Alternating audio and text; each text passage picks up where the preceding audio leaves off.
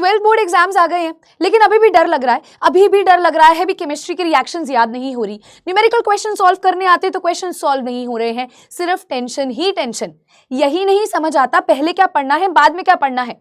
तो क्या आपको लास्ट गेम प्लान बता दूं, एक ऐसी स्ट्रैटेजी बता दूं जिससे सारी कहानी पलट जाएगी। 15 दिनों में केमिस्ट्री तुम्हारी स्ट्रेंथ बन जाएगी। आइए जानते हैं 15 दिन की स्ट्रैटेजी। सबसे पहले तो एसएप आपको क्या करना है, एज सून एज पॉसिबल आपको आज ही से स्टार्ट कर देने हैं एवरीडे 10 क्वेश्चंस।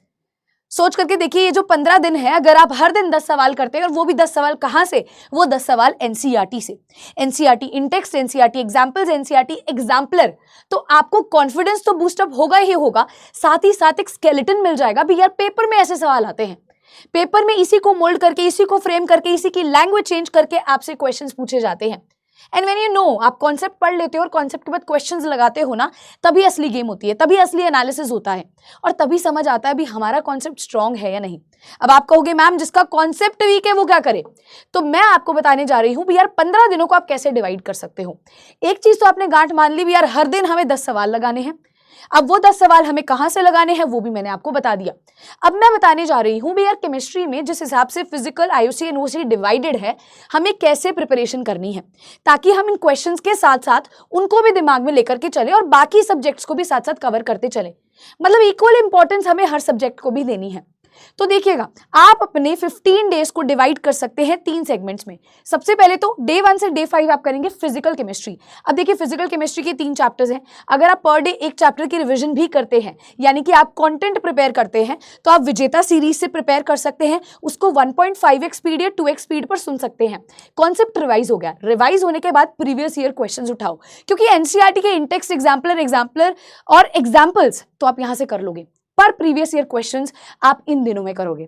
तो प्रीवियस ईयर क्वेश्चन से आपको कॉन्फिडेंस बूस्टअप होगा और आप अपनी गलतियां जानोगे। अच्छा, एक चीज ध्यान रखना, जब आप फिजिकल केमिस्ट्री कर रहे होगे तो आपको यूनिट्स, ग्राफ्स, फॉर्मूलाज, इन सब का ध्यान रखना है। और एक और चीज का ध्यान रखना है भी आप क्वेश्चन में जब भी किसी चीज को सॉल्व करें तो उसके अंत तक जरूर आए।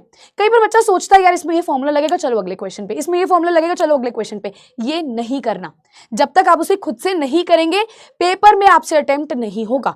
दूसरी बात, आप डे 6 से 10 में करेंगे ऑर्गेनिक केमिस्ट्री। ऑर्गेनिक केमिस्ट्री के 5 चैप्टर्स हैं। बायोमोलिक्यूल और अमाइन को आप एक दिन में कर सकते हैं आसानी से, और मैं कहूंगी स्टार्ट ही बायोमोलिक्यूल से करें, क्योंकि बायोमोलिक्यूल एक ऐसा चैप्टर है जो थ्योरेटिकल है, और जब बच्चा लास्ट में उठाता है तो थ्योरी जो उसको मार्क्स दिलवा सकती है वो उसको स्किप कर देता है। और ये वही चैप्टर है जो आपने 11th में बायोलॉजी में पढ़ा था। हाँ, केमिस्ट्री में थोड़ा बहुत डिफरेंस तो है ही है, स्ट्रक्चर बेस्ड क्वेश्चंस भी यहाँ पर आते हैं। अच्छा, ऑर्गेनिक केमिस्ट्री में एक और चीज का आप ध्यान रखेंगे, आपको मोस्ट इंपॉर्टेंट नेमिंग रिएक्शंस करनी है, टेस्ट सारे करने हैं, कन्वर्जन्स एनसीईआरटी के कर सकते हो, अगेन इसमें इंक्लूड कर सकते हैं। फ्लो चार्ट से आपको सारी रिएक्शंस की रिवीजन करनी है।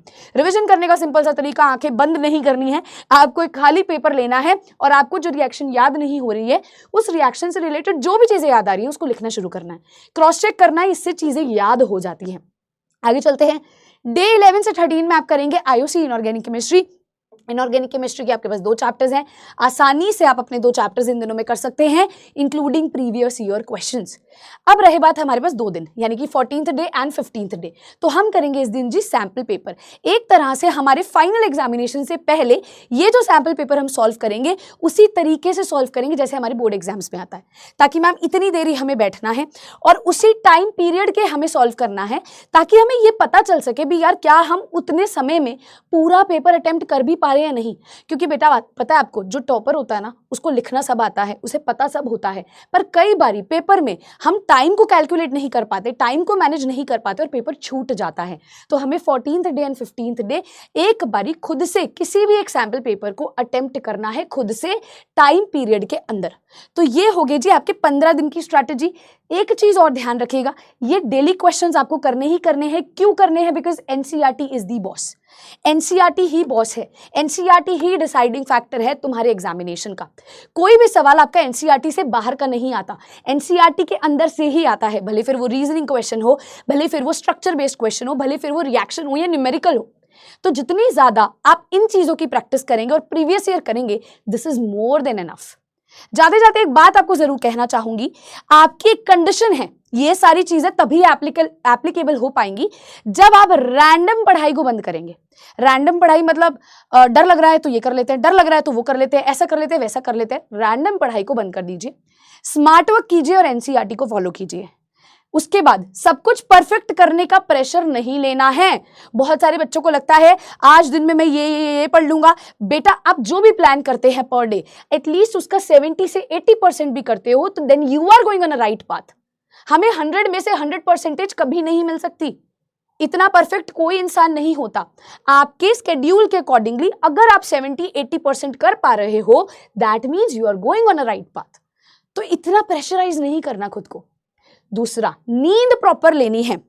ऐसा नहीं होना चाहिए रातों भर जाग रहे हैं, सुबह फिर हम सो रहे हैं, तो उससे हमें पेपर में भी नींद आएगी क्योंकि हमारा सिस्टम वैसे बन जाएगा।